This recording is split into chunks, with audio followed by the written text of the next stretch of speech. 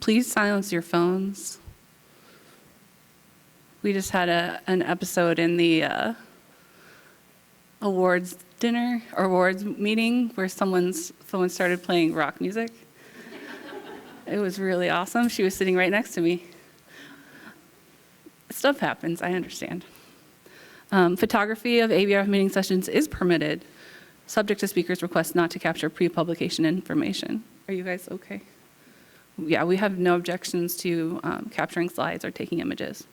Recordings of the program sessions will be available on the meeting website following the annual meeting. If you do have questions, I need you to come to the microphone so that the people in the recording that hear the recording can actually hear you. ABRF social media policy is that everything can be shared. If a speaker asks that it's not be shared, please respect the speaker and do not post on any social media. Hashtag for the event is hashtag ABRF 2025. Unless noted by the speaker, questions are to be held until the end of the session. We're hoping to have lots of conversation in here, so I don't think that is the case here. But attendees may ask questions at microphones in the room. Download the ABRF meeting app if you haven't already, and if you have, please come see me so I can scan your QR code to get points for the game, also to meet you. You can view the full schedule, access lightning talk abstracts, connect with other attendees and sponsors, play the ABRF game, and create your personalized meeting schedule. You'll find extra content, including hours of the exhibit hall and tech showcases to thank our sponsors. All attendees will receive an overall meeting evaluation survey following the meeting to help improve the ABRF meeting experience. Also, we have monthly group mentoring on the third Tuesday of each month at 2 to 3 p.m. Eastern Standard Time. If you'd like the QR code for that, come up after the talks. And we're also starting a new one-to-one peer mentoring program. There's also a QR code for that if you're interested in it as well.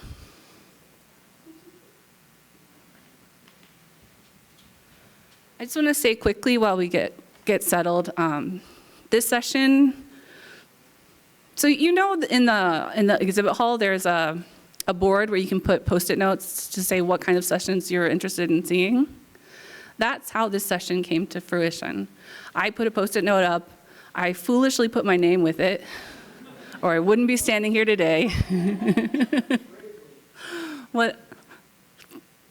I think having championed it, it made it a little bit easier for this to actually happen.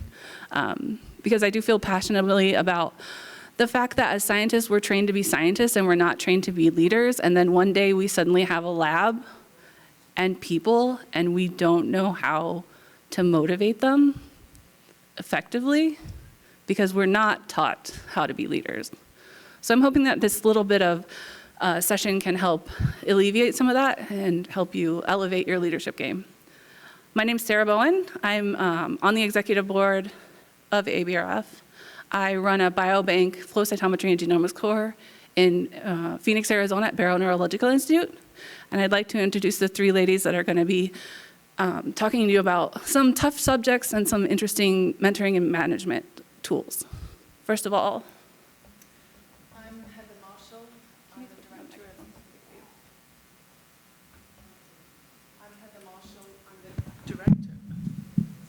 sorry, no, that was me. Sorry. Hello. Oh. There you go. Hello. Yeah. I'm Heather. I'm the Director of Research Organisms at the Stowers Institute in Kansas City. Oh, there are two of them. I'm Dagna Sheerar. I am the Director of the Flow Cytometry Facility at the University of Wisconsin Carbone Cancer Center. And hi, my name is Naledi Saul. I'm the director of an office called the Office of Career and Professional Development at the University of California, San Francisco. And I also have a National Science Foundation grant to figure out what happens if you teach research mentors people manager skills. So glad to be here. Okay, so we'll get started with tough conversations. As I say, I'm from Kansas City, although not originally, as you can probably tell from my accent. I've had about 20 years experience in a leadership role. Prior to that, I did my PhD in developmental neurobiology. And I left the bench and started sitting behind a desk and managing people, which was new. And one of the things I found over the years is that the biggest part of my job is dealing with interpersonal issues. And I didn't always do that well. And I'd like to share with you some of the tips I've learned over the years that have helped me navigate these difficult conversations. I currently have a team of about 60 animal caregivers that support the research efforts of our investigators at the Stowers Institute. And I'd like to share with you some of the things I've learned along the way. It's tough having these conversations with people when you have expectations and they're not being met. I'm English. I'm kind of reserved. I say sorry a lot. I'm married to an Irishman who's actually from Northern Ireland, so it makes my home life very interesting. But the tips that I've learned along the way have not only helped me communicate with my direct reports, but also my peers, occasionally the people I report up to, and it's also helped my conversations in my home life too, which helps. So when I say we in these slides, I'm actually talking about myself, and I don't want to generalize, and I hope that that doesn't come across, because I know that some people deal with these situations very differently. But the way I used to deal with conflict was to pretend it didn't happen. There's an elephant in the room. Everybody knows it's there, but nobody wants to talk about it. We avoid the person or the conflict itself. And the worst thing is we complain about it to others. And those other people we complain to can do nothing. They're not in a position to help you figure it out. It just starts a gossip cycle. So I'd like to help you understand how I've learned to approach tough conversations. The first thing is to be prepared. If you're frustrated or angry, that's not the time to have a conversation. If you've just heard some news you don't like about someone you're working with that hasn't met expectations or done something disrespectful to a fellow employee, take a walk, exercise, grab a cup of tea, and just relax and calm down, because if you're stressed, you're not ready to have that conversation. Practice reflective openness, and this was something new to me. Reflective openness is that when you come to that conversation, have the mindset that maybe I'm wrong about this. And that puts a completely different perspective on the conversation. Slow down the pace of the conversation. This helps you find the right words and indicates that you're listening. Do your homework beforehand. Find ways to be constructive by offering suggestions of how the person can improve their performance. And always practice active listening. I know when you're in a tense situation, it's easy to hear the person speaking while you're thinking about what you're going to say next. Pause, listen, pay attention, ask clarifying questions, and show engagement through your body language and your feedback to the person that's giving you this information. Summarize these key points that you've heard and move on. So step one, I'd like you to share good intent when you have these conversations. Stay calm. Like I said, if you're coming from a place of frustration, this will not be a constructive conversation.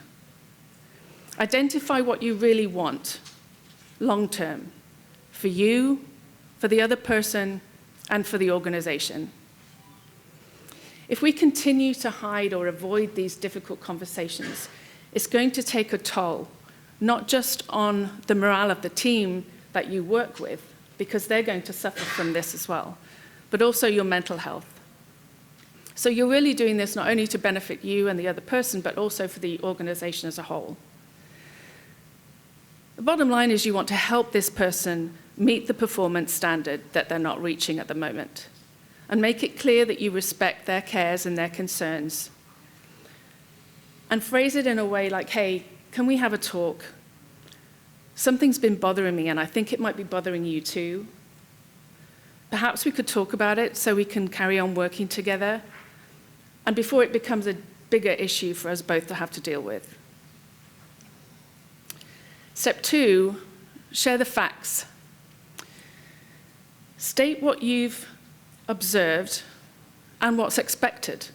There is a performance gap here that you need to address.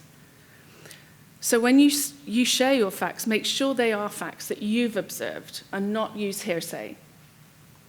Tell your story and invite the other person into dialogue with you. For example, yesterday during the meeting, you cut Erin off when she was trying to describe something. And I'm concerned because that's not like you to be disrespectful. Avoid questions like, and body language, like, what are you going to do to make sure this doesn't happen again? Save that for later in the conversation. And always try and stay on track. The other person might try to deflect. I behaved that way because she didn't give me the report I needed. Well, we're not talking about her, we're talking about you and the gap I see between what I expect from your performance and what you're delivering. Stay on track. Finally, step 3, get commitment. Summarize what you've heard, offer specific suggestions on how the person can improve their performance. And it could be that there's something you need to do to help that person reach their goal. So ask for the commitment and agree who does what by when.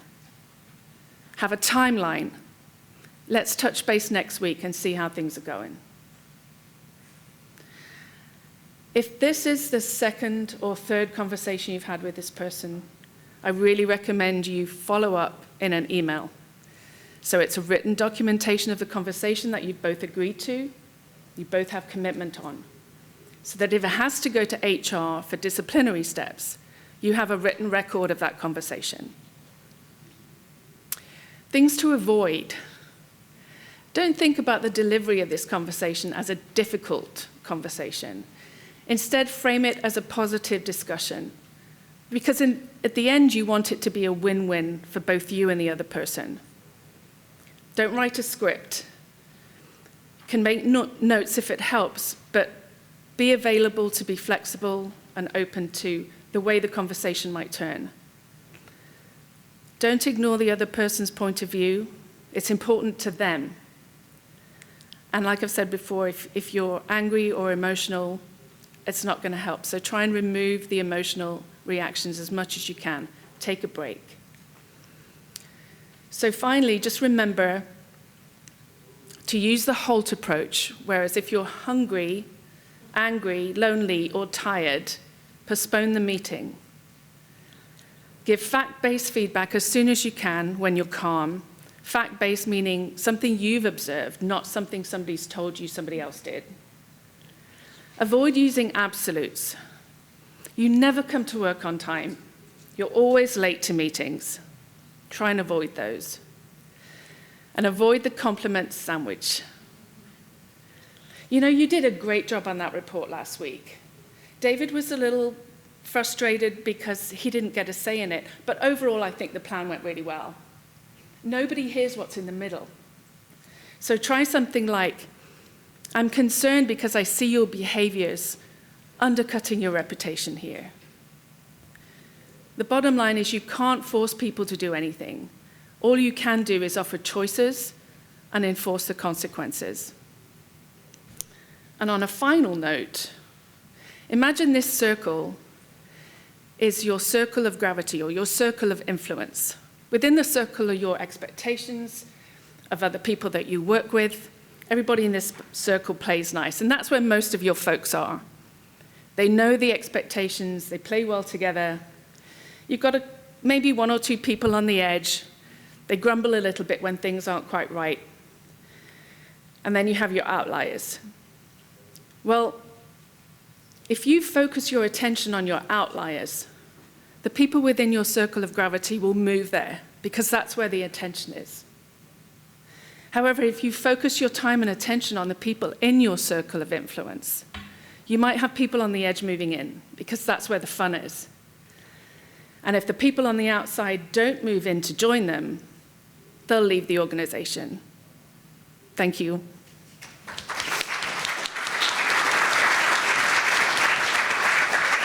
I will just add that I didn't learn this all by myself. I've had some great references. So I know this is going to be shared with you all later, so these are links to those references that I've used. Thanks.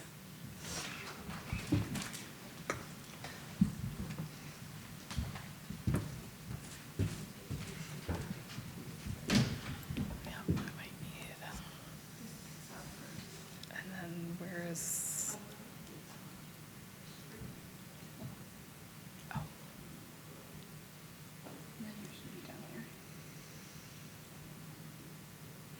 There it is. And my little button. There we go. So I'm going to talk a little bit about my personal mentoring philosophy. It's going to be a little bit of a mishmash because I was one of those people that learned it as I went. And it's not very well organized.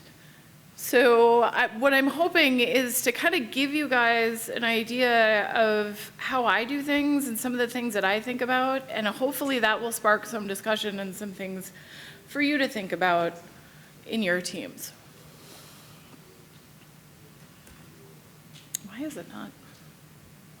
Now, look there. So I wanted to give you an overview of my team. So I'm the director of the flow cytometry core. I have a faculty leader in Dr. Manish Patenkar, and then I have 5 staff.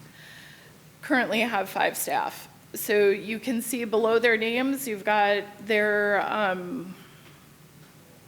title, what their research or what their experience area, and then how much experience they've had. So we've got a lot of breadth and depth within the core, and I have a lot of different backgrounds to deal with. I was asked to give this talk because somebody noticed that apparently I've got a lot of staff that are out in the flow community doing other things now. And thankfully they're successful at this.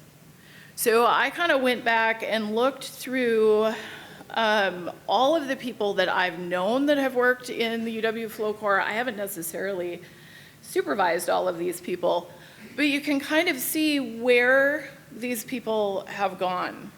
I think the biggest places are to local biotech, so they stayed in Madison, but they're working for maybe a smaller company. Some of them are still users of my core, like they moved to their biotech company and then they came back. And then we've got kind of people all over the place. We've got people in core management, we've got some scientists, some IT folks, a lot of people that went to industry, specifically in flow cytometry. So quite a few in education, training, and instrument support. One person actually went to another company and worked in designing instrumentation, flow consulting. And then I finally had one that didn't want to leave, but had to because of a spouse's job. She now runs a hobby farm. So that's my one that's not still in biotech. So my mentoring philosophy is basically just eyes and ears. Look and listen. Notice how they work, communicate, plan, and organize. Everybody's different. My staff refers to me as a chaos muppet. I am extremely disorganized, but they appreciate that because that allows me to see the bigger picture, and then they can focus on the specific, the details and the process. Listen to their ideas, comments, and criticisms. I don't work in a vacuum. I need the feedback from everybody that I work with to make sure that we work as a team and we're successful. Treat them as invested stakeholders. They are part of the team and they drive the team, and my staff provides more of the services than I do. And so I would argue they have almost a bigger stake in the flow core than I do personally. And then lead by example. Eyes and ears go both ways. They're watching you just as much as you are watching them. And then finally, be accessible, reasonable, and compassionate. So I run an open door policy for my staff and my users. They can come in and interrupt me at any time while I'm at work. So this is where everything gets a little bit messy. But I made a list of things that I do with my staff. So I like to focus on an individual's talents, strengths, expertise, and interests. And that allows me to ask them, what are you interested in? What do you really like about this job? And I can kind of help them move along in their career because now they're doing something that they're really invested in, something that they enjoy. And while that may not be 100% of their job, maybe that's the main part of their job that really keeps them coming back and keeps them happy. Support growth and creativity, allow them time for webinars and seminars and conferences. Support their career, be available to serve as a reference, encourage their next steps, whether it's within your team, your organization, or they're looking externally. I've found that by maintaining these relationships and supporting my staff who leave, now I've got great relationships and it's building my network within the biomedical community. Share supportive resources with individuals. So when I've got a staff that's maybe concerned about where their career is going, what the next step is, I can say, join the Discord. See what people in other cores are looking at. I can give them contacts to people in industry and say, talk to them about what it is that they're doing and what their job is like. I really, really encourage my people to look beyond just the core. I mean, I would love to keep everybody, but realistically, I can't. Help them build those networks, memberships, contacts, let them go to meetings, encourage them to get involved, to do presentations and collaborations. And remember that individual success is critical to team success. Every success each one of us has adds to the core's success. Some more, support individuality and humor. I think it's a lot more fun if it is fun, if we can have some jokes as we're working. When you're talking to them, give them your full time and attention. This is something I struggle with because, I work in an open door kind of policy, so I'll be in the middle of an email and someone will come in with a question and I'll be finishing my email and not looking at them and they're talking to me and I have to tell myself, stop doing that. The email can wait, talk to the human that's in front of you. So it's an active decision to really give individuals your time and attention. Ask for their input. I'm thinking about changing something. How will this affect you in your work? I can come up with a lot of great ideas, but maybe they're not great for the staff, or it's not great for the users. So anytime I come up with something that I think is going to be like the end-all be-all answer of our current problem, I have to go through it with the staff. Open and honest communication, be real. Don't hedge or hide. People have lives and jobs, help them live those lives. If moving on helps them improve their life, support them. It opens up new opportunities for someone else and for your team. Accept differences in style. Find ways of making those differences work towards achieving your common goals. And reward performance. This may require creativity, especially in academia. We're dealing with budget constraints, we're dealing with HR rules that can seem a little draconian. So, that's where encouraging them to get involved in presentations and collaborations and working groups in, societies and stuff really comes in. I think surprise and change are good, because from my perspective, if everything were predictable and unchanging, I think that would be so boring and awful. So I embrace the surprise and change, and I try to see what are the good things that are going to come out of surprise and change. We have a lot of that going on right now. So whatever that means. But you want to recognize that there will always be things that you don't want to do. Do it anyway. It's not everything that you don't want to do. But we all know in every aspect of our life, there are things that we don't want to do. You just want to get home, but you have to get gas. You have to do it. And then these are personal relationships. So find commonalities in that common ground as you would with any other relationship. Relationships require work, and not all relationships work out or are built to last, but you can try. And I think that's the best we can do as humans. And then finally, know your limits. Whether they're personal, whether they're budgetary constraints, salary structures, career paths, whatever. Kind of know how far you can go. So flow cytometry and core labs have provided me with a good living while contributing to society, and I see it as my responsibility to pay that forward. So that's why I agreed to be here, and I hope that I've given you some things to think about when you're managing people. Thank you.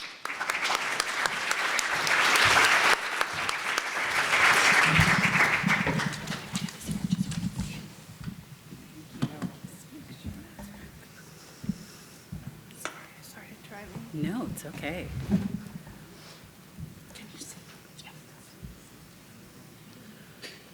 There should be the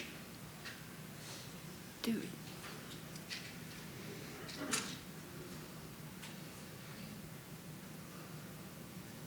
Dude, where'd it go?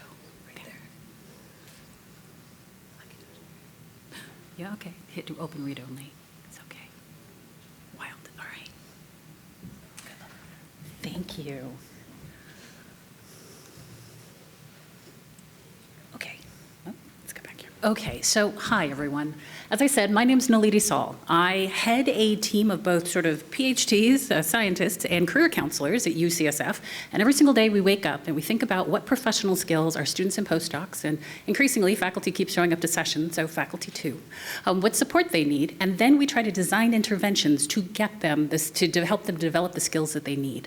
And so what I'm going to talk to you about today is the result of not just the work. I've been at UCSF for over 25 years, but also I've got 2 National Science Foundation grants, which really looks at this question, which says, what happens if you teach research mentors people manager skills? And so my goal today is to have you walk out with a new tool in your management to help you both assess and then address sort of what it means to manage effectively.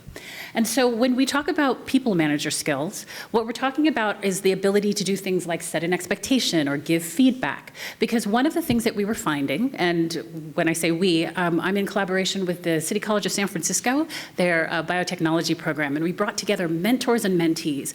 And we were like, you know what? Mentors want to mentor, mentees want to mentee, they're going to come together, it's going to be magic. Everybody's going to be thrilled. And then the problem started. And so we tried to figure out, we don't understand what is happening here. There's such good intention. But good intention without skill is not necessarily a good outcome. So I can have all the good intention in the world, and I can stand in front of a bench, and you can say things like, Naledi, you just got to believe in yourself, and you've got to be, say, disciplined, and you've got to really be focused, and here's a pipette. But you don't teach me how to use the pipette. You just tell me sort of from principles about how to engage. And then when I fail, you might be a little confused and you're like, I don't understand what happened. So what we were seeing was that our people didn't have our mentors, or neither our mentors or our mentees had the skills to basically figure out how to manage around issues that had to do with setting expectations or giving feedback. Because when we talked about sort of people not necessarily, when we talked about where they were struggling, they weren't struggling with things like being a mentor, like being supportive about their career goals or offering, say, even psychosocial support. They weren't even struggling with, say, things like teaching technical skills, but they were struggling when a person didn't meet their expectations. They were struggling with things like, how do I give feedback in a way that this person can take it and hear it? They were struggling with what Heather was talking about earlier, with, say, some kind of conflict and trying to figure out how to navigate a challenging conversation. And so we started to map those skills, and we realized that they map not to mentoring, they map to people manager skills and to leading a team. And so we decided to teach our mentors how to be mentors and managers, and then the final thing, which is how to manage the role conflict, because those are two different jobs. Right? And what that means is that as a mentor, if you say get 25% better at doing some particular experiment, I can cheer you on. But as a manager, I'm concerned about your productivity. And the fact that you are 25% better, but you still are not actually meeting my goals is problematic. And mentors, at least research mentors, which is what we call all of you, because you are a special type of mentor, you're a super mentor. You're both a mentor and a manager, you're also an educator, and you're doing it simultaneously. And this leads to something known as role conflict. And what happens with role conflict is that it's closely associated with things like job dissatisfaction, burnout, sort of lower kind of morale, lower productivity. And so we realized that we not only needed to teach people how to be mentors, even though they kind of had that down because they had been mentored, we needed to teach them how to be managers, and then we needed to teach them how to manage the role conflict. And so I just want to sort of just share a little bit about what we were realizing, and I'm going to start here. So what we were figuring out was that if we are looking at all of you, even if you are mentoring someone, and mentoring someone means that this includes even our students and our postdocs, because our students and our postdocs are basically training someone else and need a certain level of productivity from that other person. So even they are in these mentoring roles. But what we found was that when we kind of looked at our research mentors as people managers, we realized that they were missing something that is kind of known as the golden triangle. And the golden triangle works like this. Mentors and managers who are fine, people managers who, yes, they're dealing with challenging situations, but they're okay. They're okay because they have three things. They've got training, they've got community, and they've got tools. And what we were seeing was that research mentors were actually trying to operate without these three things. And it's almost impossible to do. So I want to sort of share with you a little bit about, say, what the training might be. And to do that, what I want you to imagine is somebody, because I know there's someone, who you are working with who is not meeting your expectations. Just want you to hold it in your mind. Just think about them. You're not going to talk about them. You're just going to think about them. And as you think about them, there's this piece about sort of understanding, and actually I'm going to start with this piece, well, actually, no, I'm going to do it this way. There's this piece about sort of understanding that not only if they are not meeting your expectations, that you have to engage in some intervention to get them to meet your expectations, but what we realized was that people not only sort of didn't understand the individual task, they didn't understand that it's a protocol. And the reason why that's important is because whenever there was a session, particularly with my faculty were like, we should definitely do a session on feedback. Students and postdocs are not actually taking feedback well, gotta fix it. But the challenge is this, is that only works if the issue is actually not knowing the language. But if the issue isn't actually that about giving feedback has to do with the fact that you never set an expectation, and therefore giving feedback is a little awkward now, then you have to go back and set an expectation. And what we saw was that people weren't seeing this as a protocol, but it is a protocol, and it works like this. If somebody joins your team, before they stop meeting your expectation, we're gonna hold on to that. You are obliged to do 7 things as a people manager. And it looks like this. It's a protocol, and it goes, nope, okay. It goes like this. When they show up, you're obliged to set performance and conduct expectations, what you need them to do and how you need them to do it. To what benchmark do you need them to do it to? You are also obliged, once you see what they can do, to also take a baseline assessment, which is, regardless of how well you interviewed, this is actually where your skills are, this is the gap, and now I've got to fill it because I'm a manager, I manage this. And so there's this first piece about being able to set an expectation and take a baseline assessment. There's a second piece about being able to, or being obliged to train them and to delegate appropriately to them based on their skill set, which is, I know ultimately you should be able to do this independently, but you're not there yet, so I can't give you full autonomy. The third thing that you're obliged to do is that you're obliged, while they're doing it, to give them feedback. And there are 3 types of feedback. There's kudos feedback, which is great job, awesome. There's corrective feedback, which is I need you to do this differently. And then there's evaluative feedback, which is overall, this is how you're doing. And so there's a person in my office who sort of jokes that the only way that she found out that she was ready to defend was she was walking by her PI, and her PI happened to be telling someone else that she was ready to defend. And one of the ways that you could read that is that this is a PI who might have been very skilled in other areas, but they weren't skilled at giving her evaluative feedback, helping her understand where she is. Now, here's the thing. No matter who is in your lab, no matter where they come from in the world, your story only unfolds one of two ways. Your person either meets your expectations or they don't. And if they meet your expectations, you are obliged to recognize their achievement and or recognize their progress and reward their achievement. And if they don't meet your expectation, you are obliged to articulate and apply what we call a measured response. And because none of this happens in a vacuum, you are obliged to do this in an environment which could be undergoing conflict, there could be change, there could be, that person could be actually questioning sort of whether or not they want to be in the sciences, whatever's happening for them. And you are also obliged to basically give what is considered appropriate support. Now, here's what we were finding. We were finding that 97% of our participants one year, and we've trained about 1,500 scientists in both academia and industry now, were saying that everything they learned about doing this, any of this, they learned by being mentored. So that meant that if they were in an environment where they never had somebody who didn't meet their expectations, in fact, they were just an overachiever, they're like, get it done. When they saw somebody not meeting expectations, they didn't know what a measured response was. And that's how people go from 0 to 60, which is, as Heather was saying, I'm going to ignore it, I'm going to ignore it, and then you're like, no, that's it, we're done. And that person is kind of like, wait, what? And so what we found was that we needed to really make sure that if you basically have what we'll call people manager responsibilities, you need to actually see this as a protocol and you need to troubleshoot. Because the idea is that the first time you see somebody's not meeting your expectations, your first thought is not, what's wrong with Jay? By the way, if somebody's named Jay, I'm sorry. But what's wrong with Jay? It is, did I set expectations? Do I know? Did I actually train them? Did I actually give them feedback effectively? And what we were finding was not that mentors were saying yes or no. They were saying, I'm not sure. I'm not sure what the benchmark is to set expectations.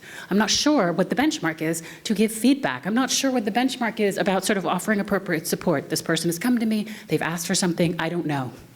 And so what we realized was that the second thing that needed to happen is that once you teach a person a protocol to basically start to troubleshoot whatever performance issues you're seeing, the second thing you need to do is you need to make it clear that there is a framework for every single one of these tasks. And you use that framework to assess and to address. So to assess, oh, that worked. Let's look at it this way. So let's go back to that person who's not meeting your expectations. There's only one of 5 things going on, no matter who they are. They either aren't meeting your expectations because they don't understand what you want them to do. They're not meeting your expectations because they don't have the skill. They get it, but they don't know how to do it. The third is that they don't have capacity, which is that they know what you want them to do, but in fact, they're so overworked they can't get to it. And actually, you'll need to probably reprioritize their tasks. The fourth is will, that they actually know what you want them to do. They just don't want to do it. And the fifth is power. Somebody else with more power is basically telling them to do something else, which is really common. So if you are if you are working with a lab tech and the PI, and I'm a postdoc, I'm working with a lab tech and the PI comes by and says that lab tech's working on something else, that lab tech is going to make a very skillful decision and probably do what the PI wants. But this assessment, which is understanding skill, capacity, will, power, is one of the first things that we had our mentors do when they saw that someone wasn't meeting the expectations. Because when you're managing it, there's a different intervention depending on what the combination of issues are. But many mentors, once they sort of tried their best and tried sort of what their strategy was, they just decided it was will, which is this person just doesn't want to do it. And even when it was will, they weren't quite sure how to basically engage will without coercion, which is I'm going to somehow try to figure out how to make you do it. Either sort of directly telling you something like, well, you know what, it would be a shame if you weren't here, to something more delicate or something that felt more passive-aggressive, which was, you know, I'm sorry, I'm actually thinking of an actual example. There was a mentor who said to the mentee something like, all I'm saying is that the person in this position needs to do this. I'm not saying you have to. I'm just saying the person who's going to be in this position is going to do it. And I'm not saying that not saying that's not true. I'm saying that one of the ways you reframe this is that this is a skill, this is a training issue for the mentor. They just need to know how to use influence without coercion. Not that you don't get to coercion, but there's other influences that you do about being able to recognize and reward people for doing good work and also being transparent and all of those strategies. So the final thing I'm going to share with you, because if this is sort of the strategy about, well, how do you assess what's going on? The second is, how do you address it? And as I was saying, what we decided that needed to happen with all of our mentors was that we needed to basically teach them a framework for every single responsibility. And so there's a framework for setting expectations, there's a framework for delegating, there's a framework for feedback, but I'm going to teach you the framework for change, only because it's usually the one that people are like, wait, do that one. So it works like this. So this comes from a work by, from the Harvard Business Review from Erica Anderson. Yeah, Erica Anderson. And basically what she says is that when you are basically helping your team manage change, you've got to do 4 things. And so what I want everyone to imagine right now is that I am your PI, and I have brought you all together because I have something challenging to tell you. And so I would actually put this on my wall, on my screen, and I would say, thank you everybody for being here.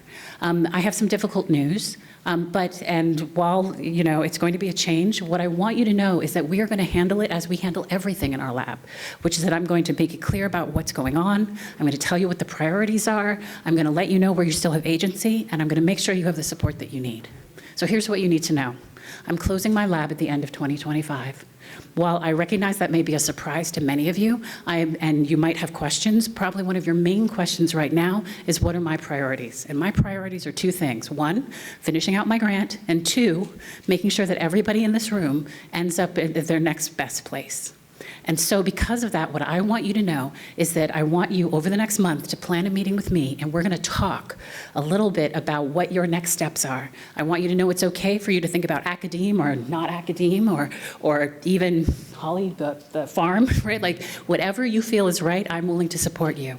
And then finally, I just want you to know that there are also resources if you're at UCSF. There are resources. There's both a career center, which is my office, if you want extra help, and also just recognizing that this is very stressful, that there's also support around faculty staff assistance program or the student health and counseling services, right?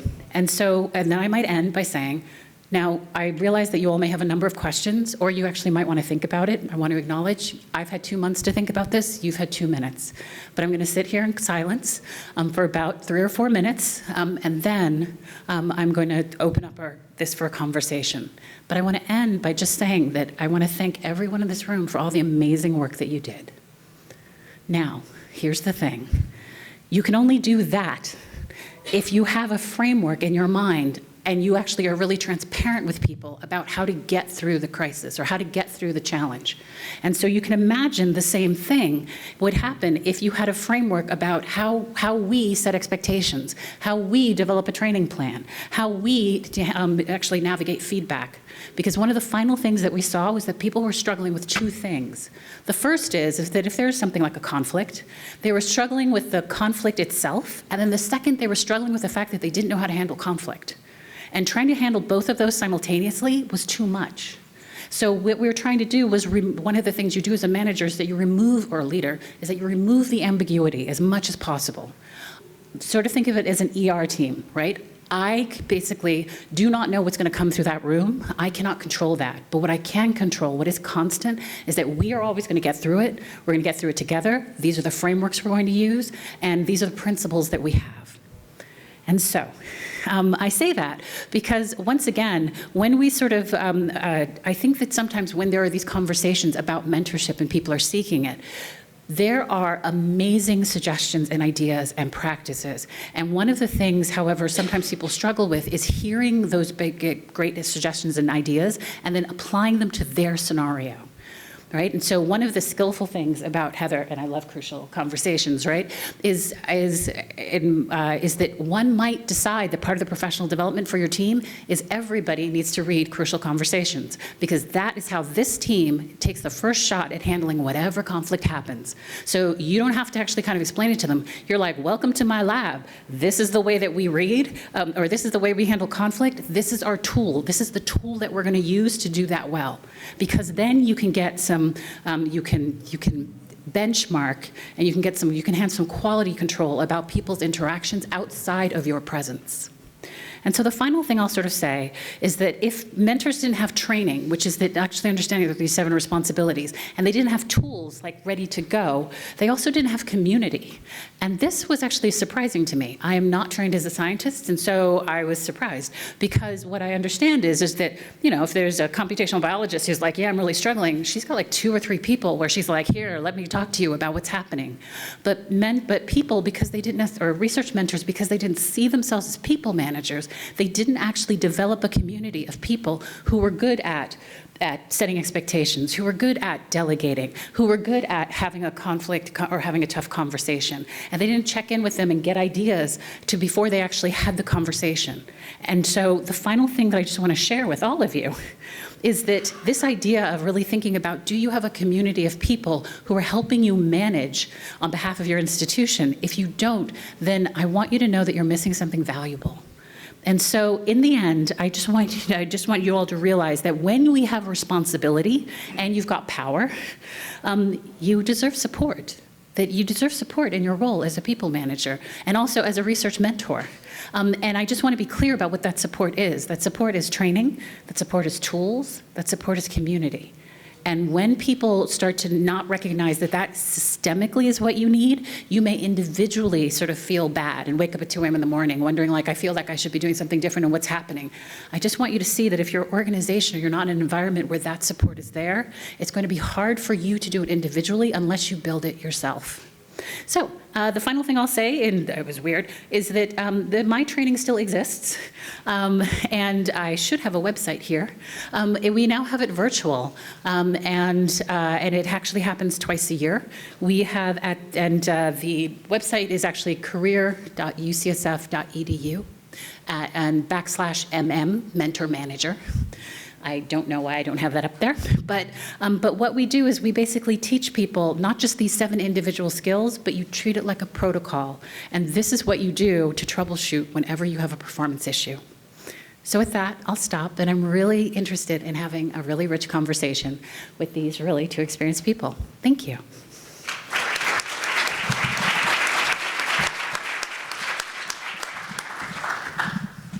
I don't know about you guys, but I got some fabulous information from that talk. I am the queen of the compliment sandwich, and now I have to rethink my whole approach. Are there any questions for the panel? Oh, come to the microphone. We got 29 minutes. So really think about what you want to know so you don't have to think about it later.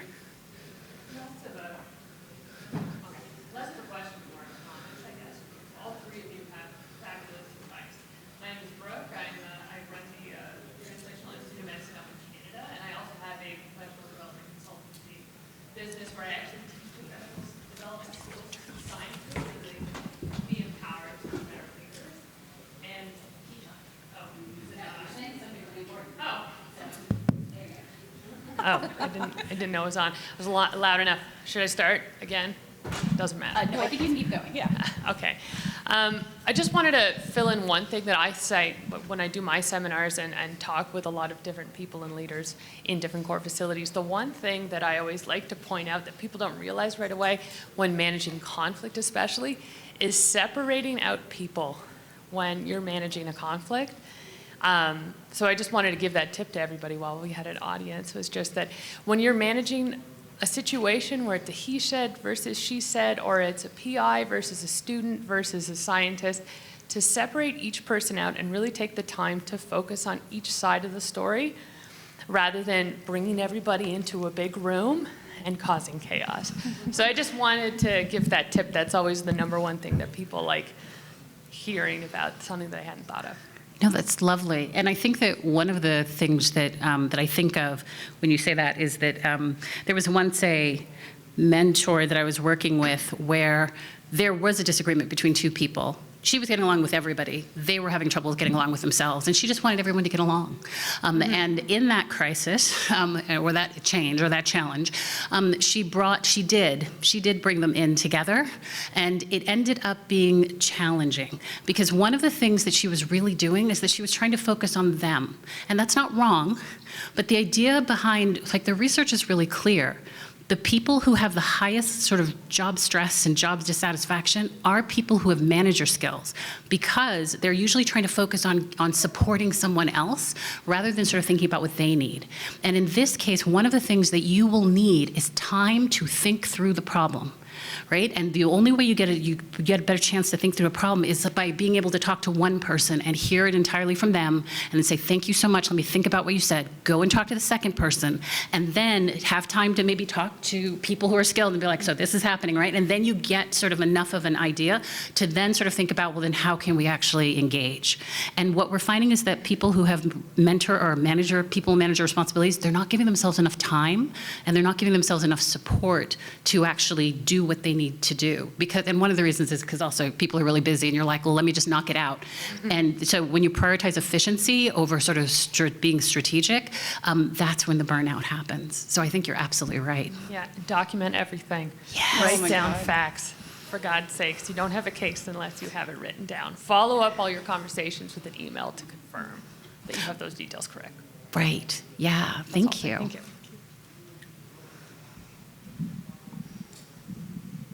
Isabel. Hi. So actually, for me, the most difficult questions are not, or conversations are not about expectations. It's about when my staff are asking me for something, like a raise, which they deserve, or an expansion of duties, which they are wholly prepared for, or recognition in a way that I am not empowered to give them. Those, to me, are the most difficult conversations I have. And yet at this time, it's really important that we recognize our staff and that we reward those folks. So how do you approach somebody, for example, who is requesting a raise or a retention for something you cannot provide? I had something similar happen within my team. And I found it really useful that we developed a banding strategy several years ago that kind of placed all of our members in a skill set that each band had. And I had one band 12 member who came to see me, and he said, I've worked in various places, and I've worked here for 10 years. It's the longest time I've ever worked somewhere without a promotion. So we talked about it, and I gave him the framework of the banding document that we have, the skill set that's required for each band level up to band 15. And he was a band 12, and I showed him the skill set required for band 13. And I said, you're not there yet. You have some of those skills, but you don't have these critical ones. And one of the ones he was lacking was how to deal with conflict with his manager. And you need to work on that first, and then we'll have another conversation. So I think it's helpful to have a framework where people get to that next step or can have a career progression that's on paper, it's clear to understand, and it's transparent for them to see what they need to do to get to that next level. Right, and and you can correct me if I'm wrong, but I want to tell you a little bit about how I heard your question. What I heard was that this might be a person who might actually be worthy of whatever that raise is or whatever that recognition or reward is, but you actually don't have that resource. And so what you're saying is, budget, or the HR constraints are saying no, or some other level is preventing that, granting that request, which is very reasonable, and I would love to support. right, okay, and so, and in this case, you're specifically talking about a staff person, not a trainee? Yeah, because the strategy is different, so staff. So in general, right? Like one of the things as a manager that you're doing is there's a different triangle. It's productivity, morale, and well-being, right? You want somebody, and you're trying to basically keep all three of those high all the time, as high as you can. How productive can you be? Which is, what are you doing? What's your morale like? How do you feel about how you're doing? And then your well-being. How long can you do it? Because if you burn out, it's not good for anybody, right? And so what you're basically saying is that you're concerned because what you're saying is that one of the reasons why people are concerned is because they're concerned that the morale will drop, right? If you can't give me what I feel that I deserve, then why am I even here? Okay, so there are two things I'm going to encourage people to think about, which is that one of the things that one has, I think, as a people manager is you always have what's the idea of the life cycle of a person. So how long are they really expected to be in the role? Right? Because your goal is to try to keep them as long as they can. I had an amazing person, and I was like, if I get 3 years with her, it'll be amazing. I got 6, but I was in this situation where she was like, obviously, I could go to industry and get like 3 times your money, right? And I was like, yes, you can. And so there's that first piece about just acknowledging that, right? Which is, yes, you can. And what I want to understand is there anything else that would help? And so for her, one of the things that she wanted was an opportunity to actually explore a different career path. She wanted work flexibility because she wanted just some family things. She'd moved out farther. She wanted actually access to my time, where she's like, I want to actually be able to interact with you some more. So the idea that you're kind of thinking about is that sometimes one of the reasons why people negotiate money isn't because money doesn't matter. It does. But there is some research that shows that there's a point where you can't give a person enough money to have them actually kind of stay and be loyal. Right? And so what you're trying to think about is that if you cannot actually give them money, to be transparent about sort of, as Heather is saying, which is that if I can't give you money because you actually aren't meeting that criteria yet, then let's actually develop a training plan and help you develop. But if it's something else, if it's not a you thing, if it's a me thing, how can I own it? And then actually kind of ask you a little bit about what you might want. And the idea is that usually if you do that, you can expand a person usually between 6 months to 2 years. Right? But the thing that you're still thinking of is that, yes, there's some people who really want to be in an organization for life, but there are other people who will leave, and what you're trying to do is to actually expand that. So the idea isn't to kind of stop them from leaving, it's to slow down their leaving, and by doing things that actually will increase their morale, maybe make them more competitive for that next job. So the conversation that I just forgot your name. I'm so sorry. And it's thank you. I was so close. Okay, so what Dagna was saying, right, which is be interested in sort of like who they are and be open to their career paths. The idea that you will treat someone with respect, will treat them kindly, will treat them, will basically give them a good work experience. It matters. Now, it doesn't necessarily matter that much if you're like, no, I've got a bill to pay. Right? So I want to be clear about that. But there is this piece that says that as a manager, one of the things I can do is I can provide transparency. I can let you know a little bit about if it's no forever, or if it's not now, or if it's not this way, right? And so, for example, in my case, there's a person who I couldn't get them, they weren't ready to move up, right? But I could get them a stipend, or I could reallocate some funds, right? Like I could do some smaller things if I bundled it with other stuff. And for my high performers, I definitely will be creative in terms of thinking about how to get that person to stay. Hope that makes sense. I've actually been doing exactly what she's talking about with one of my staff. So, we have budget constraints, we have HR rules, and I think I've been working on promoting this one person now for 2 years. And it finally came through, but the raise was significantly less than both of us thought was warranted. And so being open and honest with that person throughout the process, like this is how HR sees it, this is how the finance people see it, this is what I'm asking for. And then when they finally came back with the offer, we kind of sat down and we talked about it, and I said, I know you're still looking for jobs, and I will encourage that. You can use me as a reference. But in the meantime, this promotion and the raise that they got now goes on their resume and makes them even more competitive to go out and get an offer, which they can bring back to me. And if it's close enough to what they're doing right now, then maybe we really can start to push the conversation to put this person in the right place. It's unfortunate that it is such a long and drawn-out process, but that's kind of where we are. And I just did everything I could to be as open and honest from my perspective, and to listen to their concerns as well. So. I guess my question is, continuing this conversation, got a new idea from Heather. In my institution, so like I said, in my core facility, there's no career ladder or anything. There's just jobs.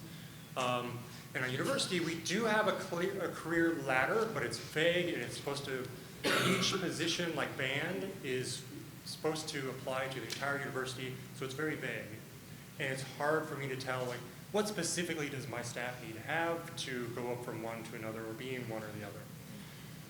I tried to talk to my HR about this, and they seem resistant in terms of, like, me coming up with, like, these are the skills and knowledge they need, and thus this will translate to a promotion.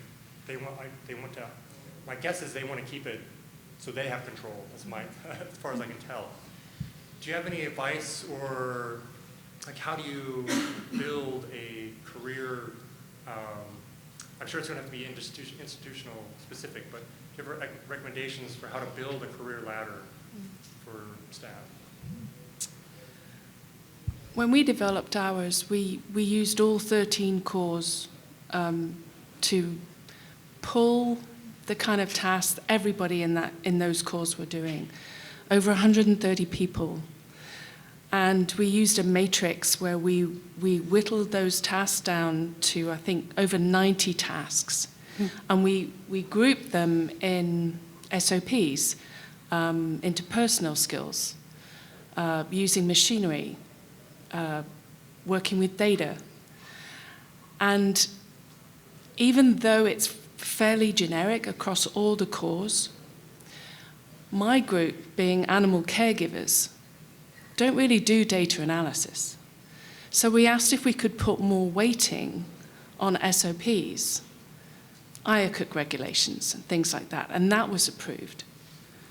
So we can weight our tasks and responsibilities differently per core, but still have the same banding structure, if that helps. Right, and I'm so sorry, and one other thing I'll just say. So the other thing I did is I was a chief of staff for 2 divisions. So there are 2 questions behind what you're saying. The first is how do I get my people money? Which is separate from this thing that says, how can I be fair and transparent about how people can get money? I think it might be useful to actually kind of ask the question which says, is there anybody at my institution who's getting money, and what are they doing?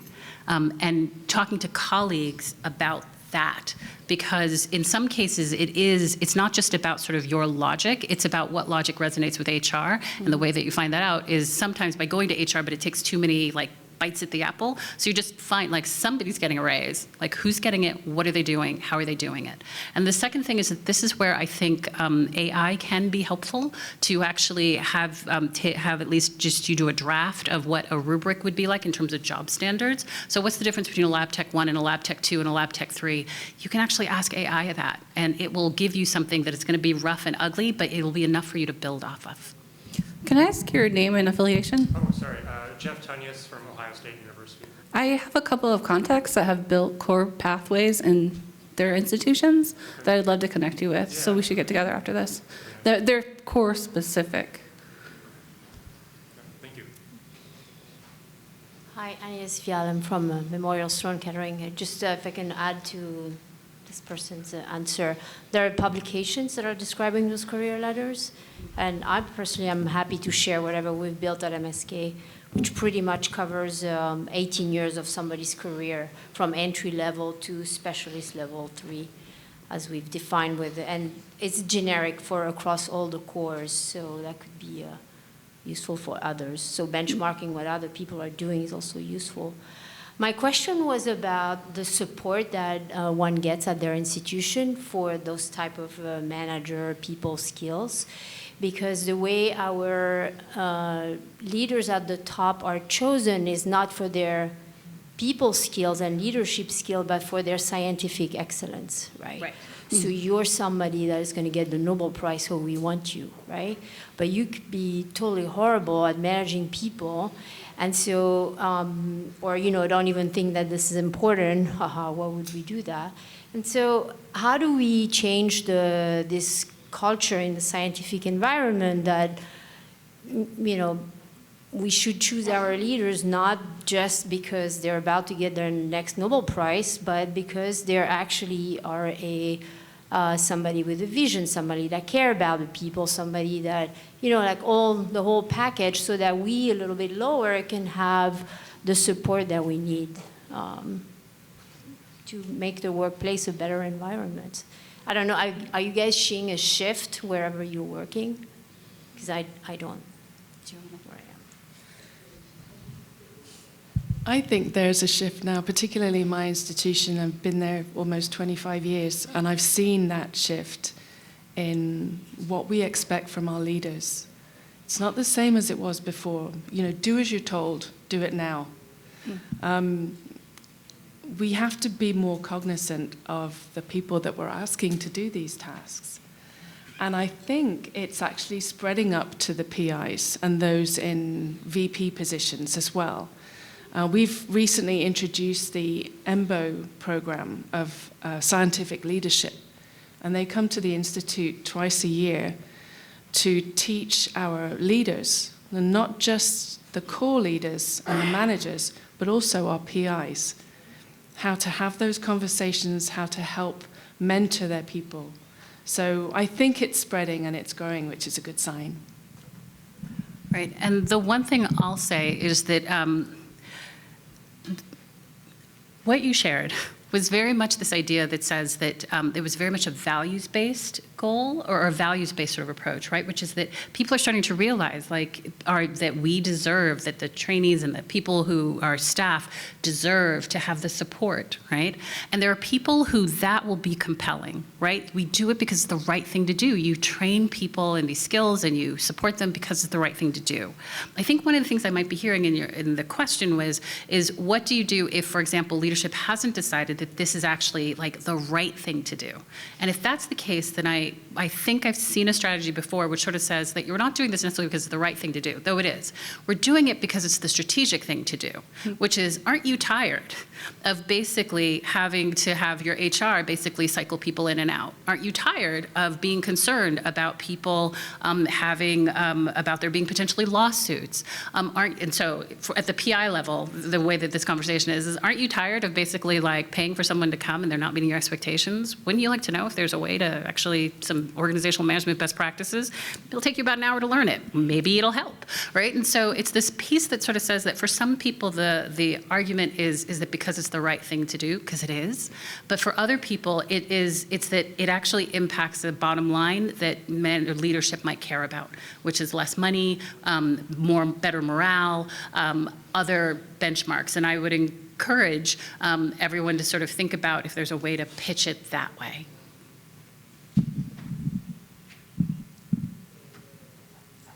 Hi. So I was wondering on the topic of giving feedback, performance management, what to do with someone who is a high performer overall, but there's that one thing that consistently comes up, and what your approach would be for my management of, let's say this is a person in theory, they're not here, but how, where should I step back to if I think I've given feedback on what I would like, but also I know that it's not the biggest indicator of their performance, it's just something that occasionally comes up, that you're in that cycle. I can answer it, but I want to. Boy, I don't know. I'm trying to think of something that I've been through that's similar to that. And there are maybe in some cases, and this is always a hard realization for me to come to with people that I've managed is that there are some people that excel and there are some people that just don't. And we need both. You know, we need people who don't want to move up the ladder, and you know, we need those really kind of rock solid people that enjoy doing the same thing over and over and over and over and over, and they're really good at it. But you know, those things always cause conflicts because you have to have the conversation about, like, you know, where do you really want to go? Do you want to continue to do what you're doing? If so, this is how your career path and your earning potential is going to map out. If you do, then we have some things to talk about. We have some goals for you to meet, and let's figure out a way to meet those so that we can move you where you need to or want to be. I think that's how I would approach it. But, you know, again, I'm self-taught, and I've learned so much from these two ladies that now I have more of a framework than my just list of things I do.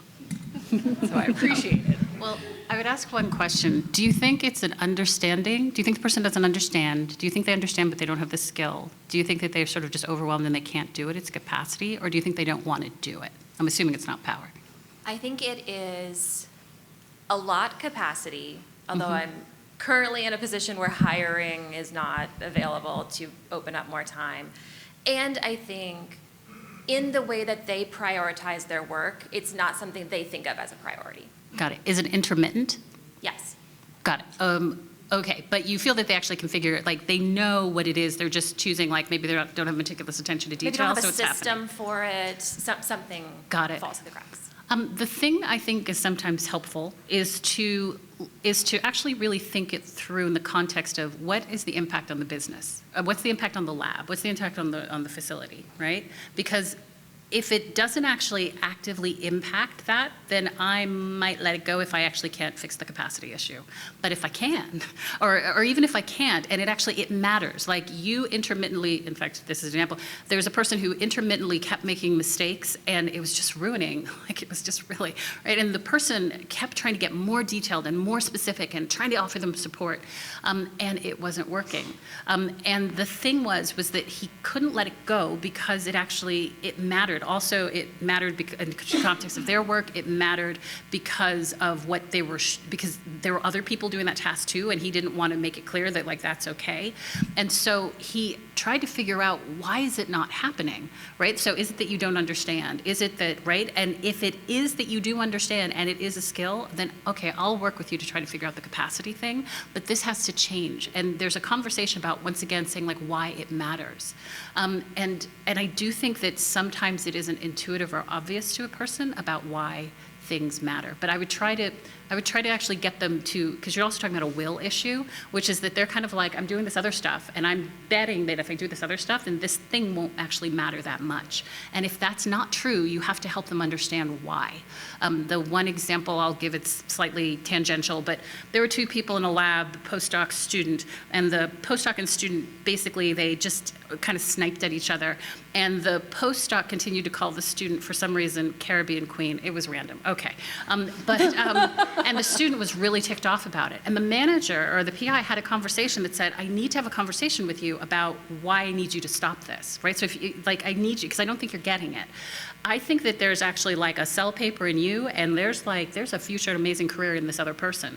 And what's clear to me is that she needs you not to call her Caribbean Queen for her to be productive. It isn't clear to me that you need to call her Caribbean Queen to be productive, which is why I'm going to tell you to knock it off, right? But I think that helping a person sort of understand that is sometimes a strategy. And then the other part of the strategy is that can you actually reward good behavior? And so there was one other PI who was really frustrated because there was something going where, whatever, the printer kept breaking. The postdoc just was like, not my deal, not my problem, right? And she was like, I'm so frustrated. Like, how come they're not engaging? Like, they're not like trying to like set up the success of the lab. And this is where it's about recognition and reward. I was like, are you recognizing and rewarding that? And so one of the things that she realized she needed to do was was that when she was having conversations, I think Heather was talking about this, when she was having conversations, it was all about the research. Like, what's the research? What are you doing with your research? What progress are you making with your research? It was not about things like, so, what have you done to actually, what other things have you done? What other invisible work have you done to basically set the lab up to succeed today? Has someone else helped you this week? Because you said you did X, Y, and Z. Is there someone else that I should be thanking and sort of recognizing? So I'm like, if you don't actually set up the reward structure, then your people have just intelligently read the room, right? And that's why you're not getting the behavior you want. So I think that there are all these different kind of strategies that have to do with this piece that sort of says, figure out if it really is that the person doesn't understand how significant it is, or honestly, if this person has read the room right, which is that you're not going to do anything, I would just call it a draw and call it a day. I think that's accurate. Okay. No, we're a little under the wire, so I'll keep it quick. Very useful frameworks for having these difficult conversations and how to give and receive feedback. I'm curious how that fits into the context specifically of like interviewing, hiring, onboarding somebody. How quickly do you pull them into these these frameworks? Do I need to put some of these books like in the requirements for the job posting or something? Just how quickly do you put people into that system? So in general, I think the main thing is to just think about like what is the most problematic thing, and the idea is that if it repeatedly happens in your team, or if it bothers you whatever it is that bothers you, then you put it in there. So, for example, there was a PI who was who had intentionally invited people from all over the world to come to his lab, which was awesome. And they brought all of their own communication styles. And that was a challenge. And so what he wanted to do was that there was like 4 people in his lab who came to my training, and then they told him, and then he invited me to come and teach them one model about giving feedback. Because he was like, I'm getting into so many interpersonal arguments about sort of like Bob didn't and Susan did, right? So if it is something where you're like, it's repeatable, then I would say you put in just that particular infrastructure. The rest of it, you wait until there's a problem.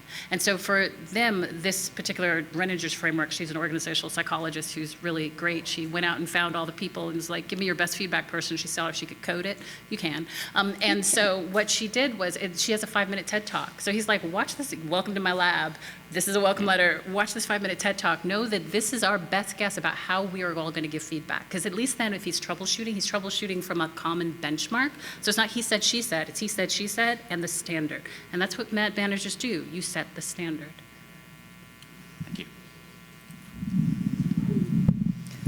Well, ladies and gentlemen and folks, would you please join me in thanking Naledi, Dagna, and Heather for a really fantastic session.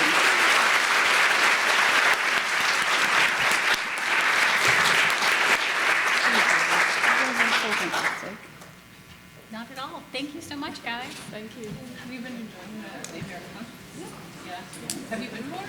This is how it happens all the time for me. I have a way that I do things, and I don't really think about the framework structure. And then and as I'm listening to you, I'm like, I totally do that. Yes. And I didn't know it was a thing. Yes. So thank you. Oh, thank you so much. So who are you, sir? Hey. I found some really good. I know she recommended her. I got her because of you. Honestly. And then. I'm so glad. What did you heard in the session? What did you hope to hear? Oh, for sure. Wonderful. Yeah. It's amazing. Yeah.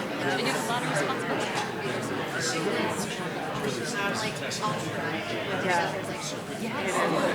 Yeah, we've done and I hope it spreads. It's taken me a really long time to get a good stable team. But Do those managers feel that they have to do this? Like, when I see this issue, do I have a way to conceptualize what's happening? Yes. Do I understand what are best practices? Yes. And usually the issues are so varied, you don't. You're like, I don't know what to do if somebody says that they've got to send out